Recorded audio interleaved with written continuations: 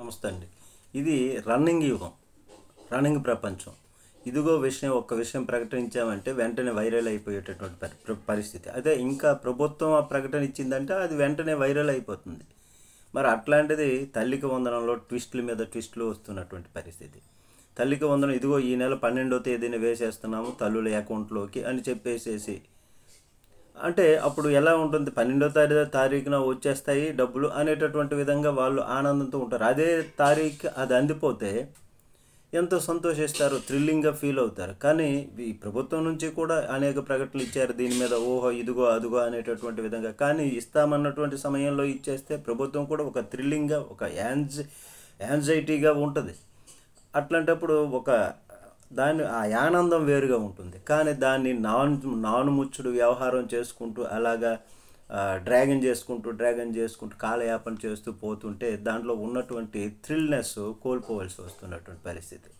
12వ తారీఖున వేస్తాం, లేదు 14వ తారీఖు వేస్తామన్నారు. లేదు, జగన్ హయాంలో ఏంటి, జగన్ హయాంలో వేసేశారు. వెంటనే పలానా తారీఖు వేస్తామంటే ఆ తారీఖుకి వేసేశారు. కానీ ఇక్కడ ఆ విధంగా లేదు, నానుస్తూ ఉన్నటువంటి వ్యవహారం. మరి ఆ ఆనందం మేము కోల్పోతున్నామని ప్రజలు అనుకుంటున్నటువంటిది, ప్రభుత్వంలో కూడా ఆ థ్రిల్లింగ్ ఉండదు. అయితే ఇంకా ఈ 12వ తారీఖు వేస్తామన్నటువంటి దాన్ని మరలా వాయిదా వేసి దీన్ని లిస్టు చేస్తున్నాము. ఆ లిస్ట్ ఏమొచ్చి సచివాలయాల్లో ఉంటుంది, అది అందరూ చూసుకోవచ్చు, దానిలో అర్హత అనర్హత కూడా ఉంటుంది అనేటటువంటి విధంగా ప్రకటించడం, ఇది ఒక ట్విస్ట్. ఇంకా చూడండి, సర్పంచ్కి 3,000 రూపాయలు జీతం కదండి. అయితే సర్పంచులకి ఈ పథకం వందనం. మరి సర్పంచులో చాలామంది పేదవారు ఉంటారు. మరి అనుకుంటే ఎట్లా? ఇంకా 15,000 రూపాయల్లో 2,000 రూపాయలు జగన్ చేసేసాడు, దొంగోడు, ప్రజల సొమ్ము తినేస్తున్నాడు అనేటటువంటి విధంగా అప్పుడు గతంలో చెప్పినటువంటిది. మరి ఇప్పుడు స్టార్టింగే 13,000 ఇస్తున్నారు. స్టార్టింగే 13,000 అయిన అప్పుడు జగన్మోహన్ రెడ్డి ఏం చేశారు, మొదటి ఏడాదిలో 15,000 ఇచ్చారు. అలాగే రెండో ఏడాదిలో 1,000 రూపాయలు తగ్గించారు. మూడో ఏడాదిలో 2,000 తగ్గించారు. అది దేనికి? స్కూల్ మెయింటెనెన్స్ కోసం, స్కూల్ రూపురేఖలు మార్చినటువంటి పరిస్థితి అందరికీ తెలిసినటువంటి విషయం. నాడు నేడులో భాగంగా దానికి మెయింటెనెన్స్కు ఇప్పుడేమో స్కూల్స్ మెయింటెనెన్స్ దేవుడెరుగు, కలెక్టర్ చేతికి ఇచ్చేయడం. ఇది ఎంతవరకు సమంజసం? సరికాదు. మరి అయితే ఇంట్లో ఎవరున్నా కానీ ఎవరైనా ఏమైనా ఫీజు రింబర్స్మెంట్ పొందితే ఎవరైనా ఒకరు తల్లికి వందనం కట్టంట. మరి అన్నదమ్ములు 2 ఉన్నారు, లేదా అక్క చెల్లెళ్ళు 2 ఉన్నారు. అన్నేమో వచ్చి ఫీజు రింబర్స్మెంట్ తీసుకుంటున్నాడు, తమ్ముడు 9th క్లాస్ 10th క్లాస్ చదువుతున్నాడు. మరి ఆయనకి తల్లికి వందనం లేకపోతే చదువు మానేయాలా? తల్లికి వందనం కట్టంటే ఎట్లా? మరి అది సమంజసం కాదు. మరి ఇంకా గతేడాది ఏమైనా ఫీజు రింబర్స్మెంట్ కానీ తల్లికి వందనం కానీ ఇచ్చారా? గతేడాది జగన్మోహన్ రెడ్డి హయాంలో చివర్లో ఇవ్వలేదు.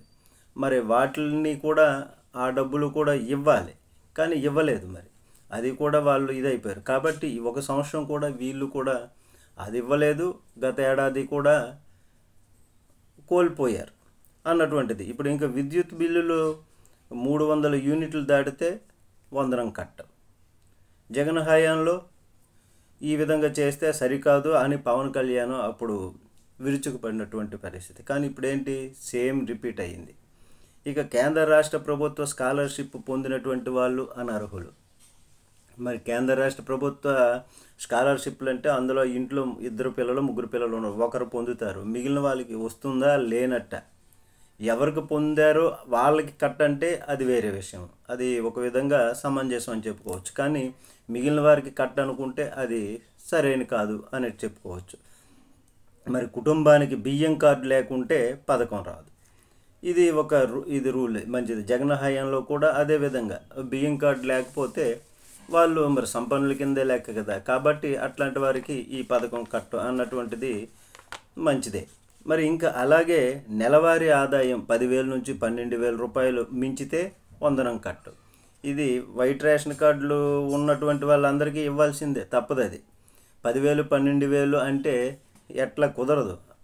ఇప్పుడు ప్రతి కూలీకి కూడా పానీపూరి అమ్ముకుని చదివించి, తర్వాత చాట్స్ ఇట్లాంటివి, రోడ్డు పక్కన బల్ల పట్టుకున్నటువంటివి, ఆటో రిక్షా, కాకపోతే తర్వాత భవన కార్మికులు, ఇలాగే కూలికి వెళ్ళినటువంటి వాళ్ళు, వ్యవసాయ కూలి, ఇట్లాంటి వాళ్ళందరికీ కూడా 500, 600, 700 ప్రతిరోజు కూలి వస్తున్నటువంటిది.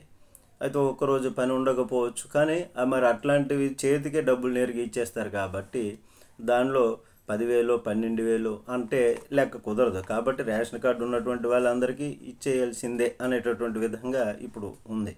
మరి జగన్మోహన్ రెడ్డి గారి టైంలో కూడా ఇదే విధంగా జరిగినటువంటి పరిస్థితి. అది పేపర్ వరకు చూపించుకునేటటువంటి విధంగా ఉంటుంది. మరి అలాగే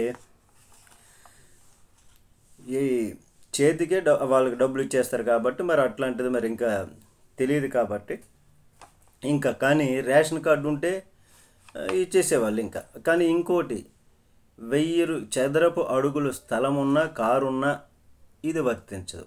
ఇది మంచిదే. ఒక 1000 చదరపు అడుగులు స్థలము, కారు ఉంటే వాళ్ళకి ఇది కట్ చేసేటటువంటి విధంగా చేస్తే అది మంచిదే, తప్పులేదు. కాబట్టి ఇంకా 13,000 అన్నది సరికాదు. 13,000 ఇస్తామన్నది, అలాగే ఎంతమంది పిల్లలు ఉంటే అంతమందికి ఇస్తామన్నది అది మంచి విషయమే. నమస్తే.